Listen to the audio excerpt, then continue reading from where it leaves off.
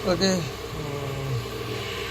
फिलहाल पार्ट 4 में आना पड़ेगा क्योंकि अचानक लाइट चली गई। राइट, लाइट चली गई और इन चीज़ों के आधार पर आगे की जो चीज़ें रही, उन चीज़ों के आधार पर अब आगे की कहानी हम आप लोगों को अपनी ज़ुबानी बता रहे हैं, क्योंकि अभी डेट चेंज हो चुका है और आज 23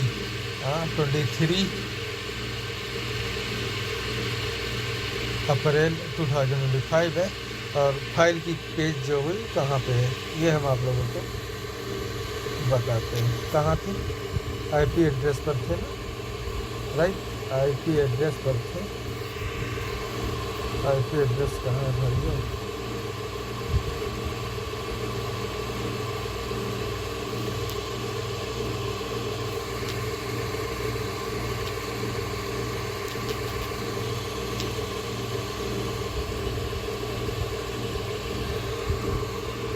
आईपी एड्रेस कहाँ है? चलो, ये रहा फाइल और ये रहा आईपी एड्रेस।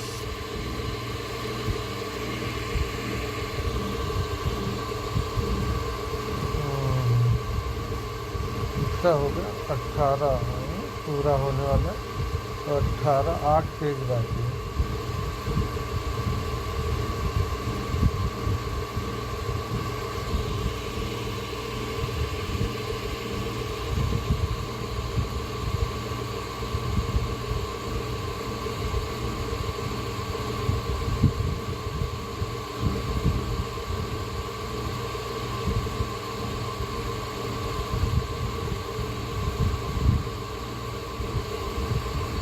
चलिए, अब मुझे सिर्फ मेरे सामने फिर से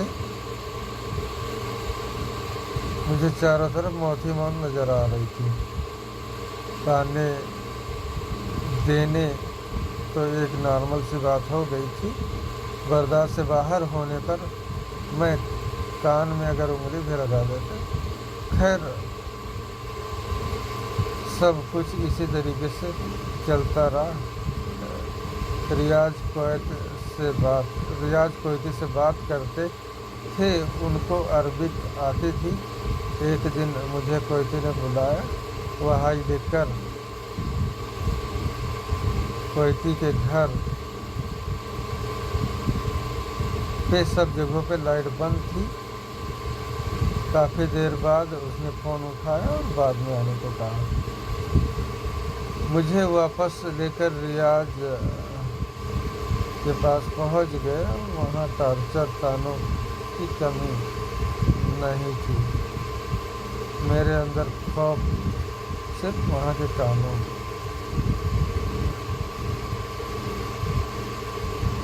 ठीक सब कुछ इसी तरीके से सब कुछ हो रहा था, जिसमें फ़र्क सिर्फ इतना था, वीडियो में अरबिक होते थे और मेरे सामने अरबी की जगह मेरे रिश्तेदार जो मुझे जानते थे। 27 मई को कोयती ने रियाज को फ़ोन करके बताया कि जहरा में ललाऊ के पास जहां मैं रहता था वहां पे दीवानिया का कोई काम खाली है और मुझे वहां पर काम करने के लिए अकेले जाने को कहा। रियाज ने मुझे किराया भर का पैसा देकर सुबह फर्स्ट रोज़ा रमज़ान का था। रास्ते में मुझे किसी का फ़ोन नहीं आया।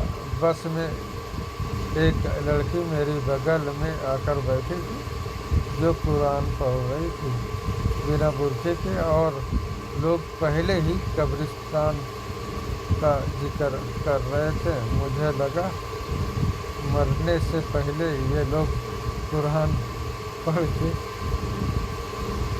सुनना चाहते हैं। खैर, मैं किसी तरीके से वहाँ पहुँचा। स्टेशन का सुसाइड और ललाऊ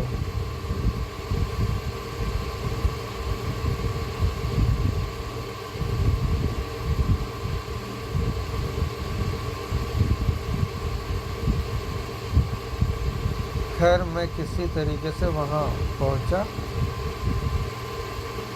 वहाँ पे कोई नहीं था। एक ललौ के पास जाना, दूसरा सुसाइड करना, तीसरा बगल में पुलिस स्टेशन था। सुसाइड और ललौ के पास जाना एक ही बात था। इसलिए मैंने पुलिस स्टेशन में ट्राई किया और वहीं पे अपना डेरा डाल के अपनी टूटी फूटी भाषा में अपना दुखड़ा पुलिस वालों को बताया। उसने मेरे इकामा चेक किया और कोयती का मोबाइल नंबर लेकर उसने उसके पास फ़ोन किया और मुझे बताया कि अगर तुम्हारा कोयती सुबह तक नहीं आता है तो तुमको वापस इंडिया भेज दिया जाएगा। तब जाके मेरी जान में जान आई। मैं वहाँ पे खाना खाया, रोज़ा खोला और सुबह होने का इंतज़ार करने लगा। यहाँ पे फ़ोन आया था जो हमारे बाप के रूम में थे। उन्होंने फ़ोन किया और पहले बार मुझे बिना गाली के मेरे नाम से पुकारा था। मैंने तो सोच लिया था कि सुबह को तो मैं इंडिया वापस पहुंच जाऊंगा, पर कोयती को ये भी मंजूर नहीं था। ठीक 12 बजे वो जहरा पुलिस स्टेशन में एक तूफान की तरह हाजिर हुआ, बड़े ही गुस्से के साथ। उसने पुलिस वालों से कुछ बात की और मुझे वहाँ से लेकर बाहर आया। उसे देखकर मेरे सारी मेहनत पे पानी फिर गई। मैं ये समझ चुका था कि उसने मेरा इकामा आईडी मांगा। मैंने उसको दे दिया।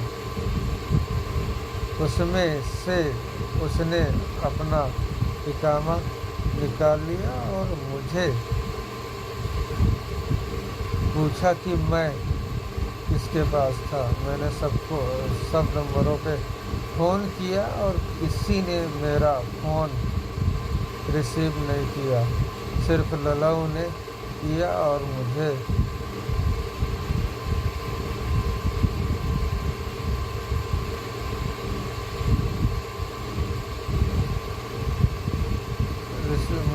मारते हुए एक कार एक्सीडेंट दिखाने के लिए लेकर गया। इससे ये साबित होता है उसकी मर्जी सुसाइड की थी। मैं गलती से पुलिस स्टेशन पहुंच गया था। हाजी साबिर के लड़के आसिफ जो सऊदी अरबिया में साकिर मामू के पास रहता था, उसने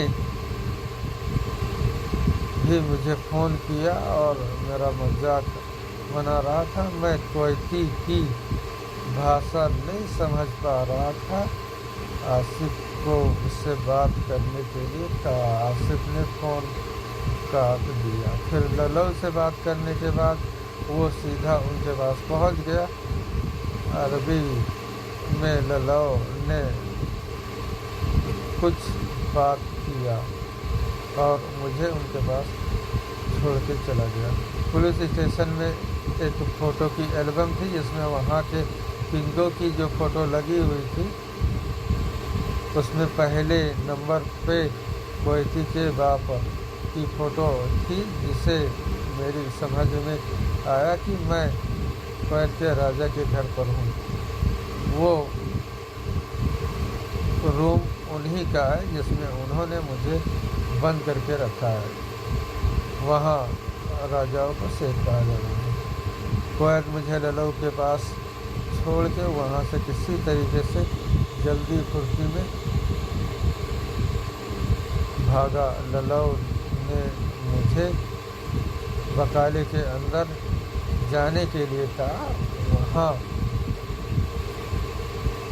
पे सिर्फ ललौ के अलावा वो नया लड़का था जिसने लियाकत ने भेजा था। ललौ के कहर से तंग आकर शरीफ मामू ने दूसरे वकाले में काम लगा लिया था। कोयती के जाने के तुरंत बाद डलाऊ ने मुझे मारना डांटना शुरू कर दिया, यहाँ तक मेरी शर्ट की बटन तोड़ डाली। वहाँ पे मेरा बचाव किसी ने नहीं किया, सिर्फ शरीफ मामू का पता बताया गया। मैं उनके पास पहुँचा, उन्होंने मुझे कुछ दिनार दिया किराया के लिए और कुवैती के घर पे जाने के लिए मैं वहाँ से सीधा बस और टैक्सी के द्वारा किसी तरह सवैया पहुँच गया। वहाँ से मुझे एक टैंकर वाले ने कुवैती के घर तक पहुँचाया। कुवैती के घर पहुँचने पे मुझे उसी टॉयलेट की चाबी दी गई, यानी उसी रूम की चाबी दी गई जिसमें मैं पहले रहा करता था। मेरा मानसिक संतुलन पूरी तरीके से बिगड़ चुका था। मुझे सिर्फ काम और इंडिया के बारे में पता था और काम न देने पे मुझे वो इंडिया वापस भेजते। इंडिया फ़ोन करने पे कोई मुझे इंडिया वापस आने के लिए नहीं बोल रहा था और न ही कोई सहारा कुवैत में मुझे मिल रहा था। मैं अपने घर की मजबूरी के बारे में अच्छी तरीके से जानता था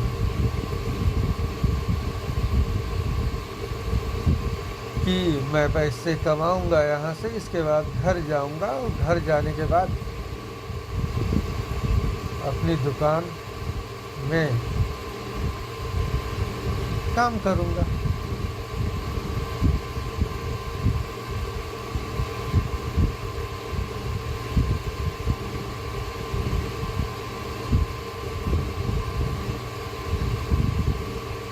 कुवैती के घर में सब लोग थे जो फरवरी 2014 में थे, सिर्फ ड्राइवर नवाज के अलावा। 2 दिन तक मैं रूम में रहा। मैं किसी भी तरह से इंडिया वापस जाना चाहता था, कुछ भी करके, किसी भी कीमत पर। 2 दिन के बाद कुवैती मुझे दीवनिया के काम के लिए लेकर किसी दूसरे कुवैती के यहाँ पे गया जो एक पुलिस वाला था। मैं उसके पास 2 दिन तक रहा। बीमारी की वजह से मैं वहाँ पे काम नहीं कर पाया। दूसरे ही दिन उन लोगों ने मुझे कुवैती के पास वापस भेज दिया, जो जगह किसी एयरपोर्ट के करीब थी। वहाँ पे एक कुवैती आदमी टी-शर्ट और कच्छे में मुझे वहाँ से छोड़ा। कुवैती आया, वहाँ पे आया बिना किसी सवाल जवाब के। उसने तो मुझे इतना मारा जब तक वो थक नहीं गया।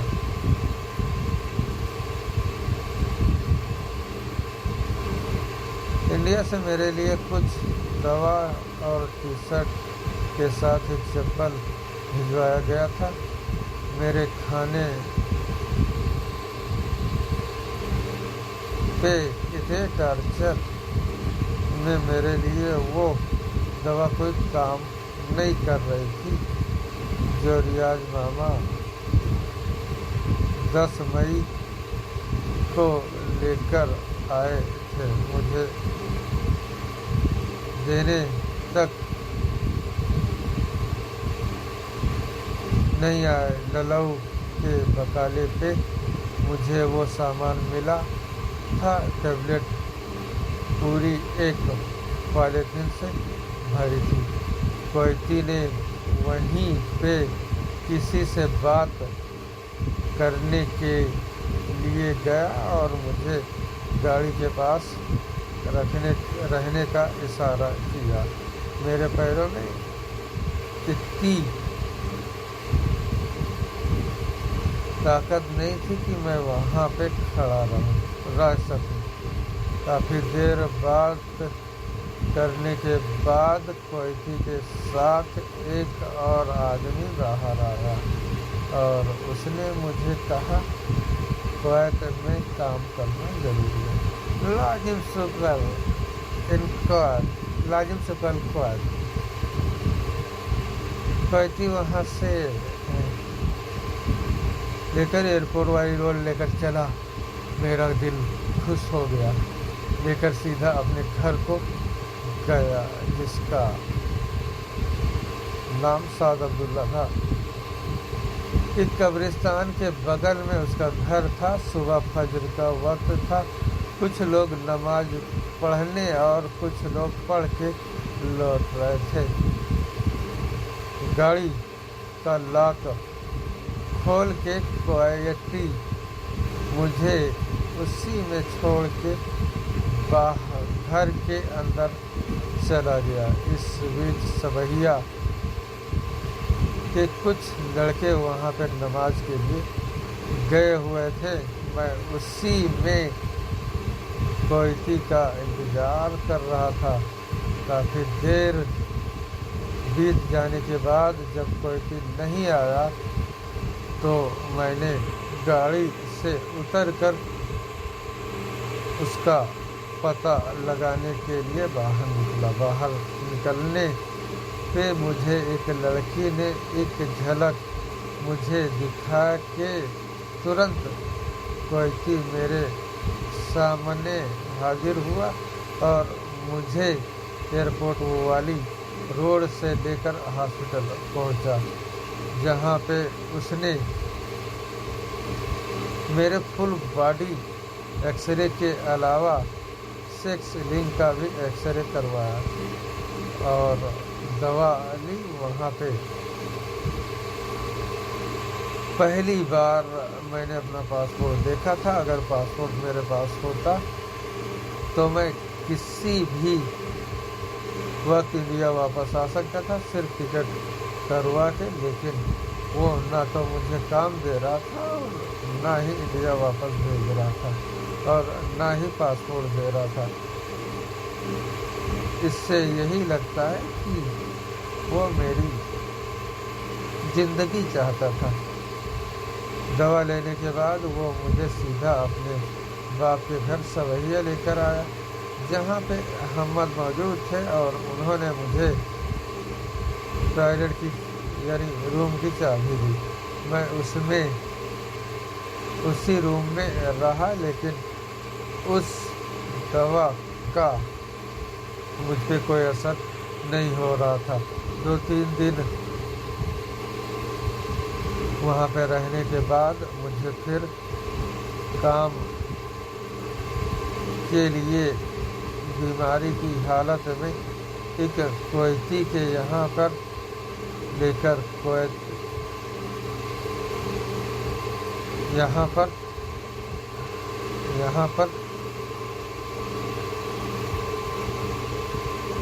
लेकर कोयती नहीं, यहाँ पर टोटला लड़का गया, जहाँ पे उसने मुझे खाने के अलावा कुछ और बात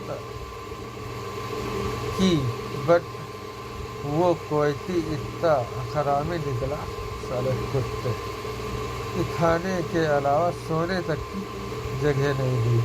उसके यहाँ कुछ साउथ इंडियन मौजूद थे, उनके साथ मुझे खाने के लिए दिया गया, जिसमें हजारों तरह की वनस्पति के अलावा आम के फलों से बनी सब्जी मुझे खाने को दी गई, जो मुंह में रखते ही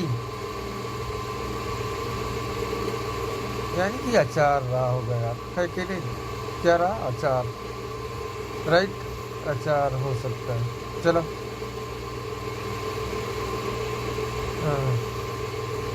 दूसरे दिन शाम को उसने मुझे बताया उसका चाय घाव वाला वापस आ गया है, तुम वापस जाओ। और इसके लिए उसने अब्दुल्ला किराना से बात की और मुझे वापस भेज दिया कोयती के घर में।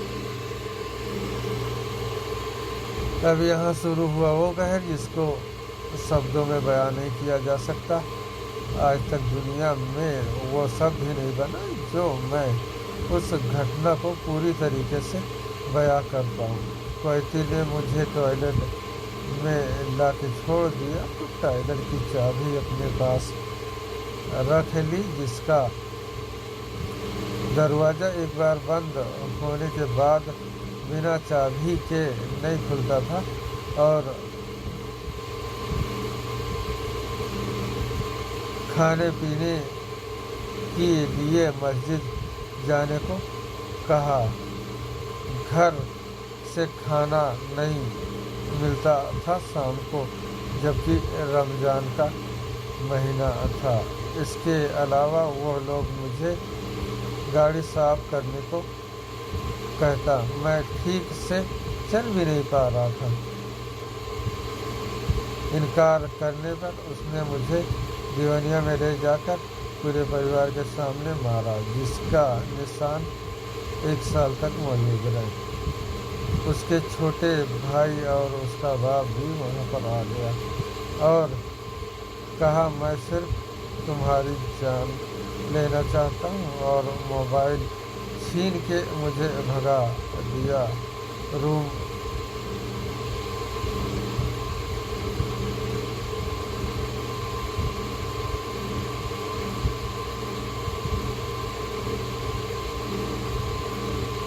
छीन के अपने पास रख लिया। रियाज ने मुझे 30-35 बार फ़ोन किया था। बाद में मोबाइल मिलने पे मैंने देखा तो उसमें इतनी काल मिस्ट थी। खाने के लिए मस्जिद में खाना और मुझे भगा दिया उसने घर से और कहा, जाके सुसाइड कर लो। मेरे पास कोई दूसरा रास्ता नहीं था। पास में मस्जिद थी, मैं उसी में चला गया। अब मैं शाम का खाना रमजान के महीने में मस्जिद में खाता और नमाज पढ़ता। कोईती लोग अफ्तार के लिए खाना दे जाते। सुबह का खाना मुझे मिलता था। मस्जिद जाने के लिए मैं दरवाजे पर एक पत्थर लगा देता था, जिससे दरवाज़ा लॉक ना हो जाए। इस तरह से 5-6 दिन बीत गए। एक दिन कोईती ने कहा उसकी किसी दोस्त के पास दीवानिया का काम खाली है। मैं उसके साथ चला गया और वहाँ पे काम करने लगा। बीमारी की हालत में लगभग 5 लोगों का काम मुझसे अकेले करवाया जा रहा था। इसके अलावा मोबाइल पे गाना हेडफोन पर भी सुनने पर रोका जा रहा था। खाली समय में भी खाने के लिए मुझे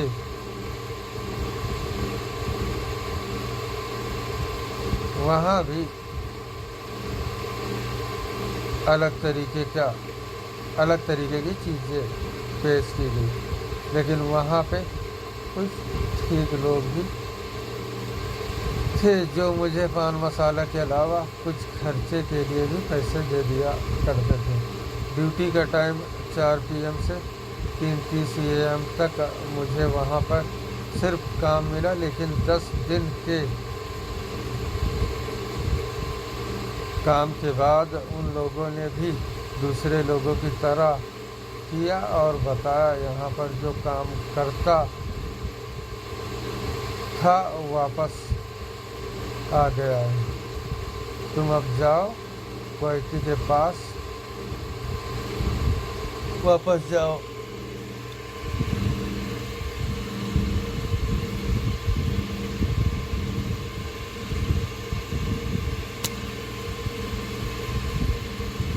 राइट, कोईती के पास तुम वापस जाओ।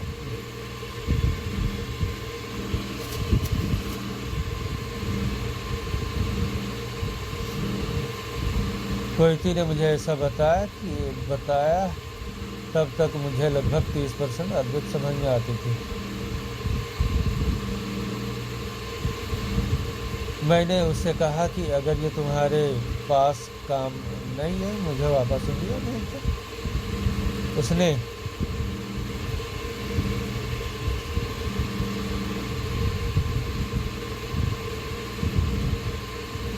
उसने अपने ड्राइवर के साथ मुझे सवैया भेज दिया।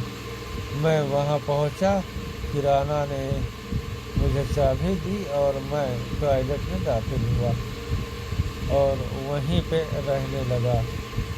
अब ना मेरे पास कोई काम था और ना कोयती के पास कोई काम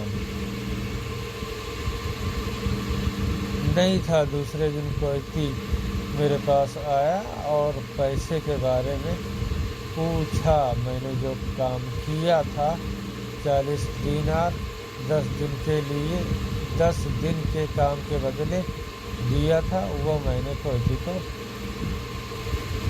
दिखाया। उसने मेरा पैसा ले लिया। मेरे पास एक भी पैसा नहीं था। यहाँ पे मैंने उससे कहा कि बड़ी मेहरबानी के साथ 10 दिनार मेरे ही पैसे में से मुझको वापस कर दिया और काम के बारे में पूछा। मैं कुछ भगवान तो था नहीं कि दूसरे के दिलों में क्या चल रहा है,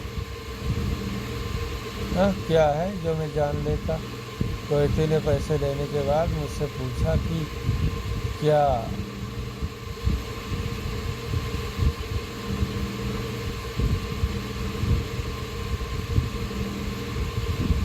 चाहते हो। तो मैंने कहा कि मुझे काम दो या इंडिया वापस भेज दो। उसने कपड़े उठाए, पैसे भी दिए था और कहा भी था मैं पैसे सिर्फ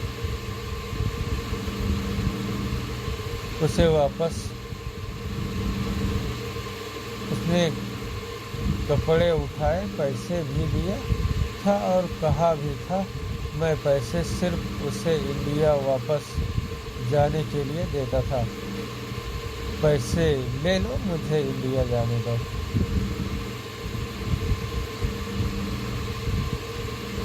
मेरा एक रिकॉर्ड है, अगर किसी ने हमारे साथ कोई चालाकी की तो फिलहाल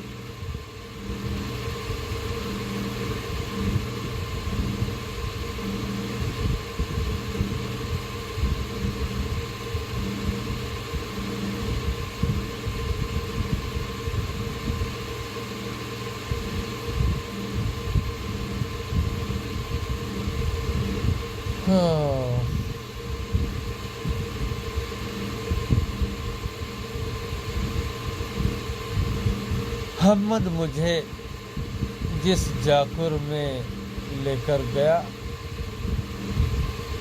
गए थे वहाँ पे लाइट नहीं थी, अंधेरा पड़ा था। जैसे कि फिल्मों में भूतों की बस्ती दिखाई जाती है, कुछ कम ना था। वहाँ का माहौल टाइम पास के लिए 2 लड़कियों के अलावा कुछ छोटे छोटे बच्चे भी थे। मैं बाहर में था, वहाँ पर अल्कोहल वाली बियर पिया जा रहा था। अहमद ने, जबकि वहाँ पर पब्लिक पहले उसमें सिगरेट अलाउ था और रूम में पान मसाला खाने पे भी मौत की सजा थी। कोयती ने खुद ऐसा बताया था। बाजार से वापस आने के बाद अहमद के साथ सब जाने लगे।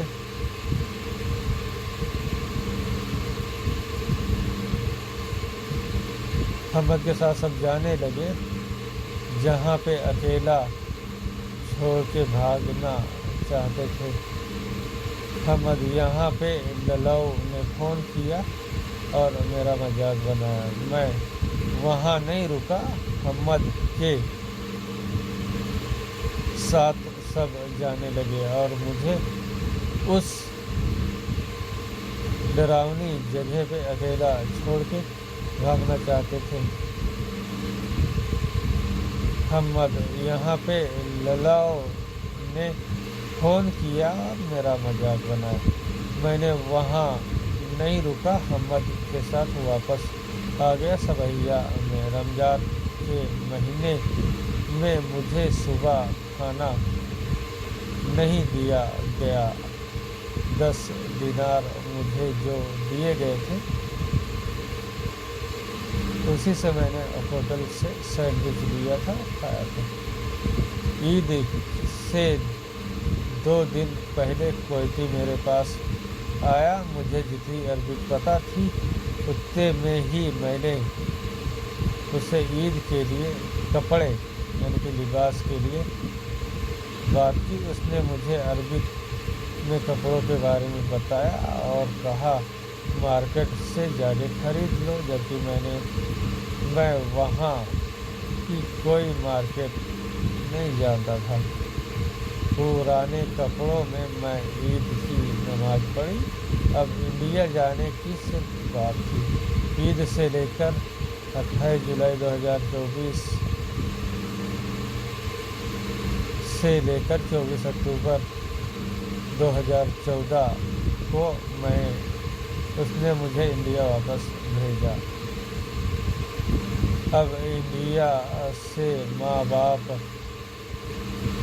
सब यही कह रहे थे कि तुम इंडिया वापस चले आओ, और वापस आने के लिए लियाकत और साबिर कुवैत में समीर हुदा शेख कोयती से बात करने लगे। इसके अलावा रियाज भी बात कर रहे थे कोयती से और मैं साबिर से। सब लोग यही कह रहे थे इंडिया वापस आ जाओ। कोयती कहता टिकट का पैसा दो या टिकट ले आओ, मैं तुम्हें इंडिया वापस भेज दूंगा। लोगों से बात करता वो सिर्फ बहानेबाजी करते। रियाज मामा सिर्फ बचे थे तो मैंने उनसे बोला। उनके बोल किसी फिल्मी हीरो के थे। रिजवान और फिरोज उन्हीं के साथ थे। सब ने पैसा देने से इनकार कर दिया। कुल मिला के मैं समझ चुका था कि एक बहुत बड़ी साजिश के साथ मुझे फंसाया गया है, जिसमें मुझे बाप और माँ के अलावा जितने लोग थे सब पे शक हो गया था, क्योंकि वो मेरी माँ ही थी जिन्होंने कहा था कि कुवैत को मैं अपने घर की तरह समझूं और किसी से ना डरूं। हो सकता है सही भी कहा हो, लेकिन जब सब बदल ही गया तब क्या किया जाए। अब इंडिया वापस जाने के लिए मेरे पास टिकट के पैसे नहीं थे और किसी ने टिकट वाले की जानकारी भी नहीं दी। इसके लिए लोगों ने तरह तरह के उपाय बता और कह दिए और कहा अभी देना चाहते हैं। टर्चर, बदनामी, मार गाली के अलावा सुसाइड का तरीका बताया जा रहे थे। यहाँ तक कह दिया गया कि तुम्हारा चेहरा देख कर आसपास के लोग तंग आ गए हैं। इसी तरीके से मैंने किसी दिन कोयती के घर, किसी दिन रियाज के घर, किसी और टिकट का इंतज़ाम नहीं हो पा रहा था। मैं थक हार के बैठ गया और सुसाइड करने का प्लान बना लिया। सवैया में मुझे पुलिस स्टेशन का पता था, इसलिए मैं जहरा जाके सुसाइड करने की सोची और कोयती से इकामा मंगा। कोयती ने मेहरबानी करके मुझे इकामा दे दिया और रियाज के पास वापस जाके पैसे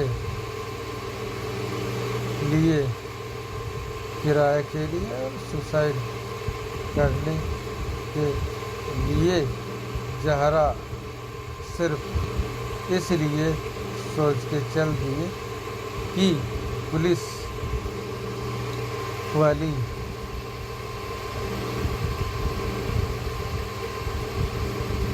के पास में पहुंच जाऊंगा।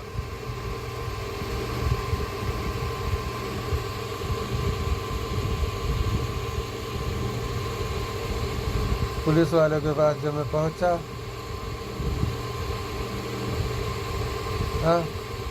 वहाँ पे वो पुलिस वाला मुझे पहचानता था जो पहली बार मिला था। उसने मुझे कोयती का नंबर मांगा, मैंने नंबर नहीं दिया और इंडिया वापस जाने की जिद पे अड़ा रहा।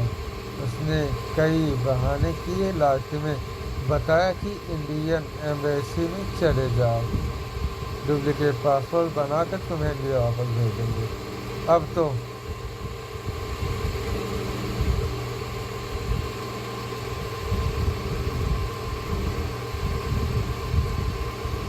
अब मेरे पास एम्बेसी बाकी बची थी। मैं कुवैत के घर से सीधा रोड पे आया और एम्बेसी जाने के लिए रास्ता पूछने लगा। मुझे नहीं पता था वहाँ का रास्ता, इसके लिए मैंने टैक्सी का सहारा लिया। वो मुझे हिंदी बंगाली भाषा में गाने सुनाता हुआ एम्बेसी लेकर गया, जिसके लिए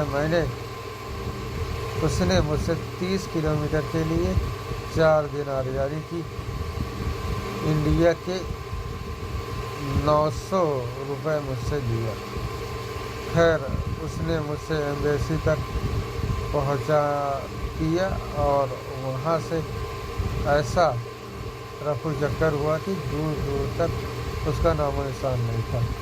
एम्बेसी पहुंचने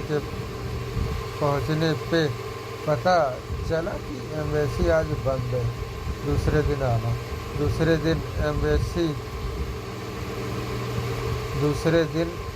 मैं एम्बेसी पहुंच गया और वहां पर एक मैडम को अपनी प्रॉब्लम बताई, बट मेरे तरह वहाँ पे बहुत से लोग और मौजूद थे जो सिर्फ ड्रामे के लिए भेजे गए थे और पहले दिन एम्बेसी बंद नहीं थी, सिर्फ ड्रामा वालों को ड्रामा के लिए तैयार करना था। मेरी पूरी बात सुनने के बाद उस लड़की ने मुझसे कहा कि तुमको वापस जाने के लिए 3 महीने वेट करना होगा, इसके लिए तुमको खुद रहने का इंतज़ाम करना होगा, फिर मैं कोई कार्रवाई क्वैती के ऊपर कर सकती हूँ। एम्बेसी में मैंने रहने को कहा तो उसने बताया कि यहाँ पर कोई जगह नहीं है। मैंने समझ लिया कि यहाँ पे मेरा कोई काम नहीं होगा। मैं वापस क्वैती किंग के घर पे लौट रहा। बस से जिसका किराया 250 पैसे यानी 55 रुपये।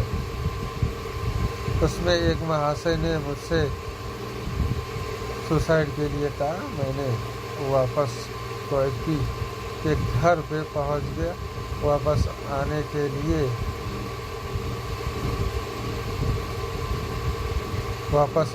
लिए फिर भी बात चल रही थी। लियाकत समीर और रियाज से क्वैती अब वापस जाने के लिए 300 दिनार लेने के बाद पासपोर्ट और टिकट दूंगा। यही बात अहमद ने मुझसे कही और मुझे लेकर एक हुक्के की दुकान पर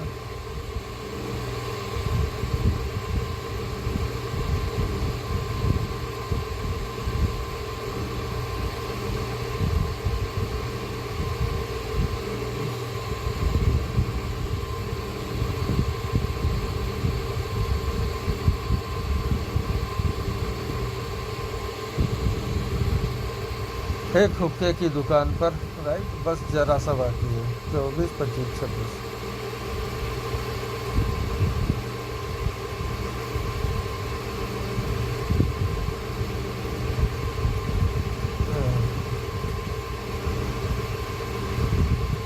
मोहम्मद ने मुझे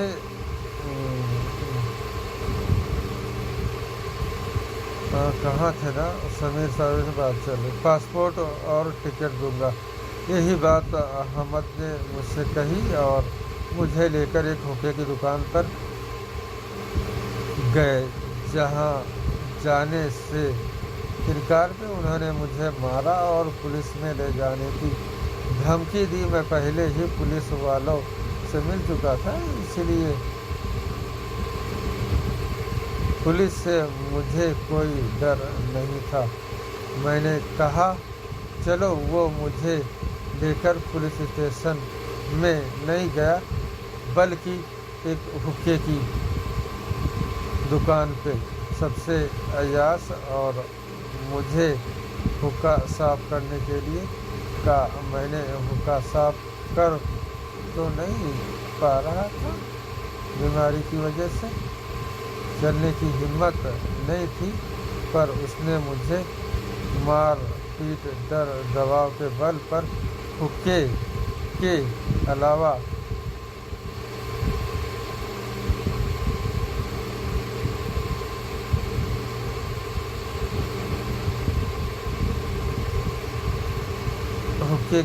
राइट।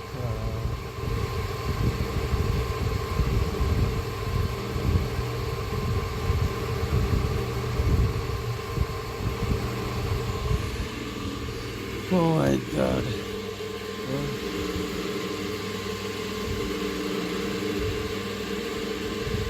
मैं 2 पेज बाकी है, 10 मिनट के अंदर हम सब पूरा कर देंगे।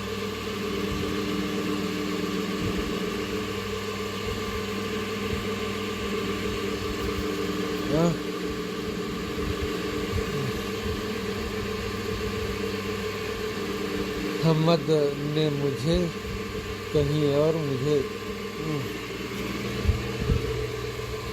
जरा सा यार कहाँ लाइन है,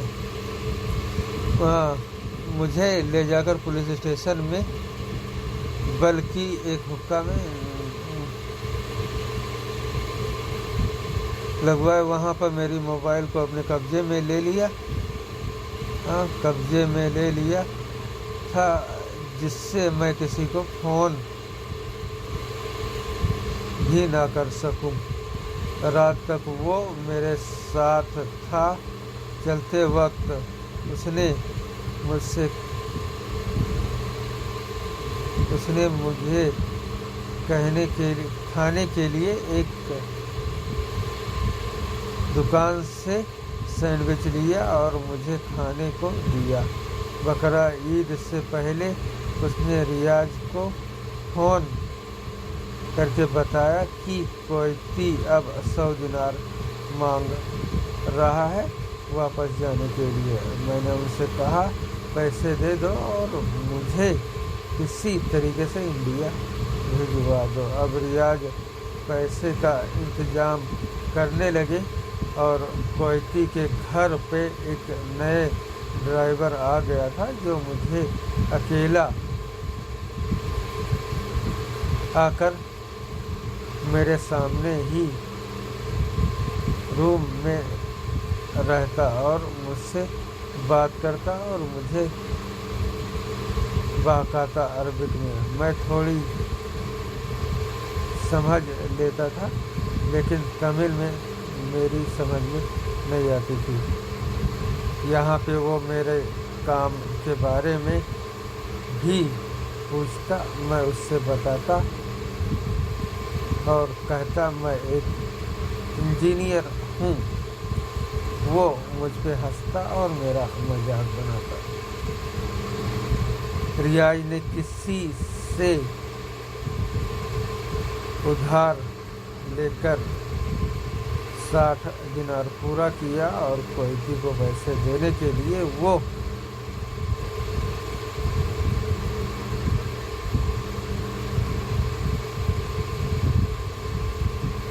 कोयती को पैसे देने के लिए वो उसके घर पे पहुँचे, जहाँ पे कोयती का बाप मौजूद था। उसने रियाज के हाथ से पैसा लिया और गिना, फिर उनको वापस करके बोला, मुझे पूरे 100 दिनार चाहिए। अब रियाज के साथ मुझे भेज दिया। रियाज भी मुझे साथ ले जाने से इनकार थे, पर मैं उनके साथ ज़बरदस्ती गया और उनके साथ रहा, क्योंकि उनके कुवैती जिसका घर सऊदी और कुवैत दोनों जगह में था, और वो अपना इलाज लंदन में करवा रहा था। उसका गिड्डा नाम का एक लड़का मेरे लिए उनको तंग करता था, क्योंकि कुवैती के घर के लोगों और किंग ने कहा था, अगर मैं बिना पैसे के उनके घर के आसपास भी दिखा तो वो मुझे पुलिस के हवाले कर देंगे। पुलिस का मुझे कोई डर नहीं था, लेकिन वहाँ के माहौल और टॉर्चर से मैं इतना घबरा गया था, जिसके लिए दुनिया में अभी तक ऐसा शब्द नहीं बना। मैं लिख सकूं। 10 सितंबर 2024 को कुवैती ने रियाज से फ़ोन करके बताया कि सुबह 8 बजे पहुंच के 100 दिनार दे दो। जहां पे मैंने कुवैती के घर पहुंचना तो, लेकिन मुझे नज़र कोई नहीं आया। कुछ देर बाद एक सेक्सी लड़की आई, एक झलक दिखला के घर के अंदर घुस गई। उसके घर में घुसते ही कुवैती किंग बाहर आए और मुझे पूछा, पैसे लेकर आए हो या खाली हाथ? मैंने कहा, रियाज आ रहे हैं, पैसे उन्हीं के पास है। उन्होंने मुझे कहा, जब तक पैसे नहीं आते तुम घर के पास नहीं दिखना। मैं पास के मस्जिद में रियाज के आने का इंतज़ार करने लगा, लेकिन वो नहीं आया। मजबूर होकर मुझे वापस रियाज के पास जाना पड़ा। इसके बाद दोबारा कुवैती ने फ़ोन किया और बताया कि 12 सितंबर 2024 को नमाज के बाद आने को कहा। 12 सितंबर राइट।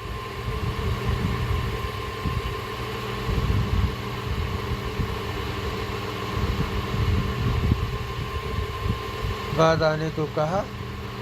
मैं कुवैती किंग के घर के पास वाली मस्जिद में नमाज पढ़ी और वहीं पे रहा। रियाज को साथ चलने के लिए कहा, लेकिन उन्होंने कहा, किसी काम के लिए मुझे अपने कुवैती के साथ जाकुर जाना है। जब तुम्हारा कुवैती आएगा मैं अपने कुवैती के साथ आकर पैसे दूंगा।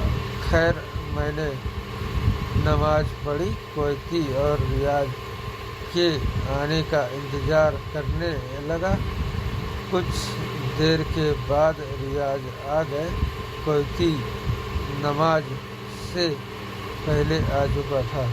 कुछ देर के बाद रियाज आए और उन्होंने अपने कुवैती के सामने कुवैती को 100 दिनार दिया। यहाँ पर कुवैती के घर वालों के अलावा किराना अब्दुल्ला भी मौजूद था। पैसे लेने के बाद कुवैती ने मुझे रूम की चाबी दी। मैं वहाँ पे रहने लगा, सिर्फ टिकट का इंतज़ार करता रहा। एक दिन मैं रियाज से कुवैती से बात करने को कहा। रियाज ने कुवैती से बात करके मुझे बताया कि वो कह रहा है टिकट के लिए 1 महीना वेट करो। ये खबर सुनने से ही मैं तो जैसे बेहोश हो गया, पर मैंने अपने आप को किसी तरह से संभाला और 1 महीने तक का इंतज़ार करने लगा। इस बीच क्वैती किंग मुझे थोड़ा नरमी से पेश आते और बाहर घूमने के लिए कहते। बीच में क्वैती आया और मुझसे कहा कि रूम में रहने, खाने, सोने के लिए उसे पैसा चाहिए। उसके बाद कि वो टिकट करवाएगा, टिकट की तारीख करवाएगा। अब मेरे पास कोई रास्ता नहीं था। मैं इंडिया में फ़ोन किया और जो मेरे बाप क्वैत के लिए बने थे तो जानने वालों में, तो उनसे पैसे भेजने के लिए कहा। इसके लिए रियाज से बात की। उन्होंने क्वैती से बात की और मैंने उससे कहा मेरे 90 दिनार उनके पास जमा। उसने रोका, मुझे सब कुछ किया। इसके बाद खाना, पानी और रहने का पैसा मांग रहा था, जबकि मैंने जो कमाया था सब ले लिया। बकरा ईद के बाद मैं जब उन लोगों ने जान लिया कि अब मेरे पास इसे यहाँ रोकना किसी तरीके से संभव नहीं है, मामा सामने आए और उन्होंने मुझसे सब झूठ है, सब झूठ है, सब झूठ। मामा सामने आई और फिलहाल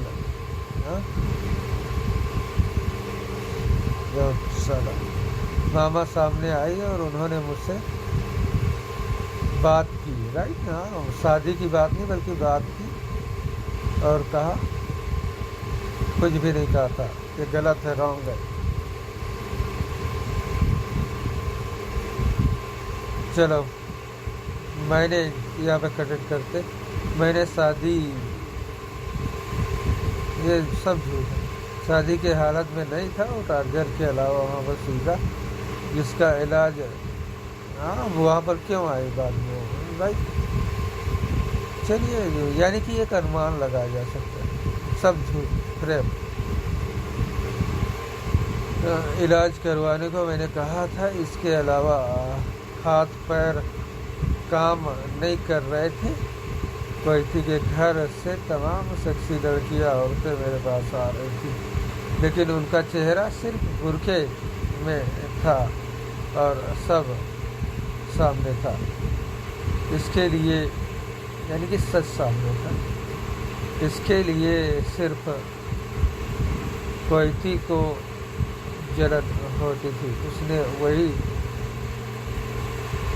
तरीका अपनाया मेरे साथ जो जनवरी फरवरी में लोगों ने बताया था। बाकी मैं डर से सब कुछ अपने आप ही उसके कहने से पहले ही कर लेता था, जिसके लिए भी मुझे मेरा उस रूम लड़के ने जी भर के मारा, क्वैती ने सिर्फ डाला था। मामा से मैंने वादा किया और कहा जब मैं ठीक हो जाऊंगा वापस आऊंगा।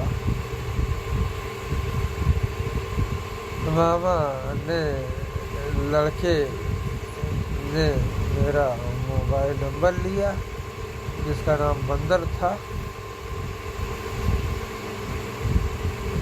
और उसी रात क्वैती वापस आया और मुझे लेकर एयरपोर्ट वाली रोड पर चल दिया। रियाज ने उससे पहले मुझे फ़ोन करके बता दिया था कि क्वैती ने तुम्हारा टिकट 24 अक्टूबर को करा दिया है। वो मुझे लेकर ठीक उस जगह पे पहुंचा जहां पे वो मुझे लेकर पहली बार गया था। वहाँ पे किसी से बात की। इस बार मैंने अंदर जाकर देखा तो पता चला वहाँ पे कुछ लोग हुक्का पी रहे थे। वहाँ से बात करने के बाद क्वैती ने फ़ोन पे किसी से बात किया टिकट के लिए और मुझे लेकर अपने घर पे चल दिया। साद अब्दुल्ला में जहाँ पे उसका घर था एक कब्रिस्तान के बगल में। साथ ही वो ड्राइवर भी मौजूद था जो सवैया आया जाया करता था और मेरा मजाक बनाता था। उसके अलावा वहाँ पे एक फ्री डिश था जिसमें 5 हिंदी मूवीज़ चैनल थे। रात को उसने मुझे वहीं पे रहने के लिए कहा। रूम में जगह नहीं थी। मैं बाहर निकला घूमने के लिए। मुझे ये भी पता नहीं था जहाँ पे मैंने घूम रहा हूँ वो एक कब्रिस्तान था। मैं रात भर वहाँ पे घूमा। शाम को क्वैती वापस आया और मुझे लेकर चला दिया। यहाँ पे उसने मुझे बहुत मारा था। रास्ते में उसने मुझे टिकट दिखाया तब जाके मेरी जान में जान आई। वहाँ से लेकर वो सीधा मुझे जापुर गया जहाँ पे पहले से ही एक विदेशी मौजूद था। उसका बर्ताव में कुछ कमी नहीं थी और वो मुझे ताने देने से चूक नहीं रहा था और अपने साथ मुझे बकरी को चारा देने के लिए अलावा काम करने को कह रहा था। उसके क्वैती आया जाया करते थे और मुझे कभी कभी 1 दिनार दे दिया करते थे। 18 अक्टूबर को क्वैती वहाँ पे आया और मुझसे शादी के लिए वापस जाने को कहा, लेकिन मेरी हालत ठीक नहीं होने की वजह से मैंने इलाज के लिए कहा और बाद में ठीक और इंडिया वापस आके सच जाने के बाद शादी के लिए कहा। उसने मुझे टॉयलेट साफ करने और बकरी को चारा देने के लिए कहा। 23 अक्टूबर को वो वापस आया और मुझे लेकर पहले अपने घर गया कब्रिस्तान में, फिर वहाँ से जुमे की नमाज के बाद मुझे लेकर एयरपोर्ट पर छोड़ दिया जहाँ पे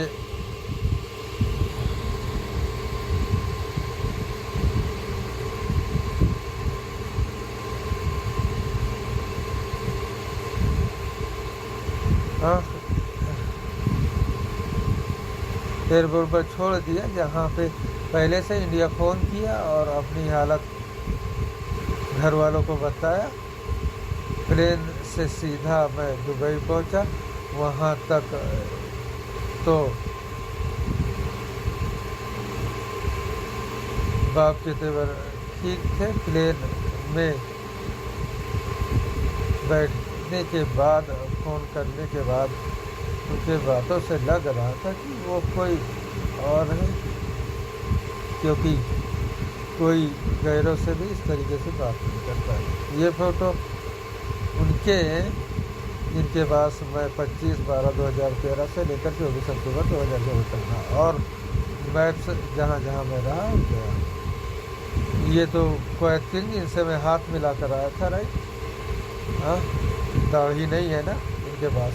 और ये जो है ये सेमस ये क्वैती के बाप और ये उसके भाई बने हुए थे। ये औरत की फ़ोटो जो हुई ये गलती से आ गई है। हाँ, और ये लड़का जो था, यानी कि जब हम वहाँ पर थे, राइट, ओफरा में, और उसके बाद में यानी कि फरवरी 2014 के बाद जब हम वहाँ गए थे तो ये आदमी वहाँ पर हमें दिखाई दिया था। ये वो शख्स था जैसे कि रियाज के पास ये इरफान थे, ये रिजवान थे, ये नाने, रियाज, ललाव और ये हाँ, फिरोज रिजवान और रियाज मोहम्मद, ये समीर, ये कौन है, जुबैर, और ये वो किराना यानी कि अब्दुल्ला, और ये जुबैर, ये वहाँ का मैप्स और जो कोयती, राइट। अब यहाँ पर जो कोयती हुआ ना उसकी फ़ोटो हम दिखा देते हैं। जो वहाँ कोयती बना हुआ था वो ये है ना, ये कोयती बना हुआ था ये, और ये उसके बाप थे, और ये अब्दुल्ला किराना, राइट। अब क्या बाकी बच्चा, एक हाथ से एक था। और हमारा जो डॉक्यूमेंट्स रहा जो कि स्टाफ में हमें बताया, ये कंप्यूटर का हमारा डिप्लोमा है, राइट। ये हमारा कंप्यूटर का डिप्लोमा, हाँ। ये हमारी बीए की मार्कशीट है, राइट। ये ओके, राजकीय पॉलिटेक्निक समय 2005 में हमने इसे इसकी शिक्षा हासिल की। और ये रहा इंटरनेट, राइट। यही काफ़ी है। मोबाइल इसी इंटरनेट 2006, सर्विस है टेलीकॉम है 2006-2007, ओके। करेक्ट। ये दोनों डिप्लोमा हो गया, और ये बीए के नाम से ये है हमारा बीए का प्रवेश पत्र, राइट, ओके। ये बीए 2013 का प्रवेश पत्र है, प्लस ये कॉलेज आईडी कार्ड है, यानी एडमिशन करा के जब हम कुवैत गए थे, राइट, सेकेंड ईयर में, BA second year, first year pass कर चुके थे, सेकेंड ईयर में 30/7/2012, हाँ 2013 होना चाहिए, 2013 यानी कि पुराने 30/7/2012 में से कंटिन्यू 3 साल का एक कोर्स होता है ना, ये 30/7/2012, लेकिन ये 3 साल का कोर्स होता है BA, first year, second year और फिर थर्ड ईयर। मार्कशीट कहाँ गई, ये रही बीए की मार्कशीट, राइट। ये नंबर देखो 323, 323, समाजशास्त्र, शिक्षा शास्त्र, भूगोल, ओके। चलिए इन चीज़ों को अब इसी जगह स्टॉप करना बनता है, और बाकी चीज़ों के आधार पर,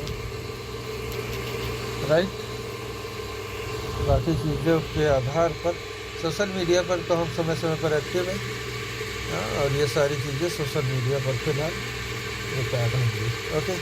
और टाइम, और ये जो वीडियो रिकॉर्ड हुआ वो कितना, 1:04 का हो चुका है, ओके। See you later. अभी टाइम जो है आज 23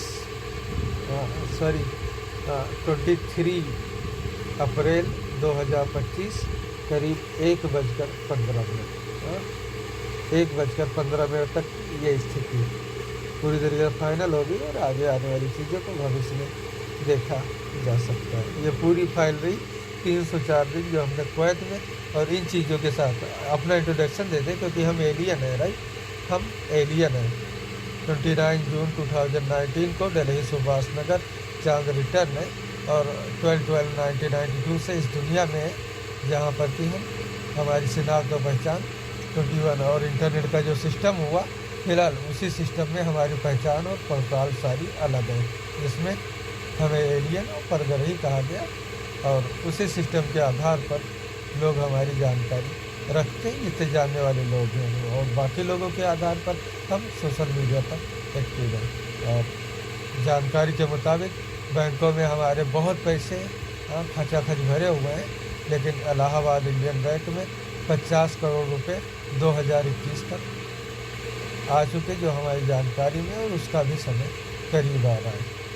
और बाकी चीज़ तो हमने अपनी बता ही दिया कि हम एक इंजीनियर हैं, राइट। तो चलिए इन चीज़ों को इसी जगह स्टॉप करते, और सिर्फ हमें इंतज़ार है तो बैंक के पैसे, और इस फाइल की बदौलत अगर जो कोई फंसे वसे हों तो उन लोगों को बाहर, यानी बेकसूर बेगुनाह लोग अगर जो फंसे हों और उसके लिए में ये फाइल आ रही हो, तो उन लोगों को बाहर का रास्ता, ओके, और अपने आप को बैंक के पैसे तक पहुंचाना। क्योंकि इलाहाबाद इंडियन बैंक में हमारे अकाउंट नंबर पर 50 करोड़ रुपए अक्टूबर 2021 में आ गए, और अभी तक वो जो के तक पड़े हुए हैं। और अगर जो चलिए इन चीज़ों को हम इसी स्टार्ट करते हैं।